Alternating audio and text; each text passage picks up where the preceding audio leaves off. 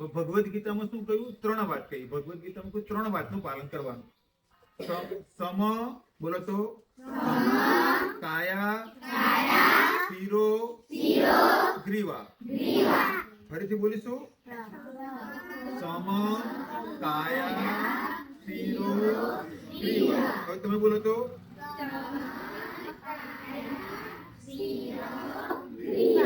આવું કૃષ્ણ ભગવાને કહ્યું છે. કેવી રીતે બેસવાનું તો કૃષ્ણ ભગવાને કહ્યું. સમ એટલે સીધા, સમ એટલે પછી બીજો શબ્દ શું? સમ પછી કાયા. કાયા એટલે આપણું અહીંયા ગળાથી નીચેથી આખું શરીર, એને કહેવાય કાયા. એટલે કાયાને મેં સીધી કરી દીધી. પછી કોઈ શીરો એટલે માથું, એટલે આમ રાખીને નહીં બેસવાનું, સીધું રાખીને બેઠા. અને ગ્રીવા, ગ્રીવા એટલે ગરદન, થોડું પણ સીધું રાખ્યું. યાદ રહી ગયું? હવે બોલો તો સૂત્ર શું છે?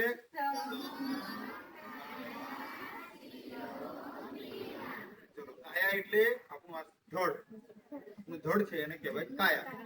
પછી શિરો એટલે માથું, અને ગ્રીવા એટલે સમ. ભગવાને શું કહ્યું? કેવું રાખવાનું? સમ એટલે સીધું, આવી રીતે રાખવાનું. આવી રીતે આપણે રાખીએ તો આપણી ઉર્જા ઉપર તરફ છે. એટલે જેની ઉર્જા વધારે ઉપર તરફ છે એ વધારે ચમકદાર બને. કેવું બને? ઓજસ્વી બને, તેજસ્વી બને. એની બુદ્ધિ પ્રકાશિત થાય, એની વાણીમાં બળ હોય. પરંતુ જો આમાં બેસે તો પછી ઉર્જા વધારે ઉપર તરફ જાય. એટલે આજથી સુધારી દેવાનું. એટલે તમે ઘરે બેઠા હોય તો પણ આ બેસવાનું.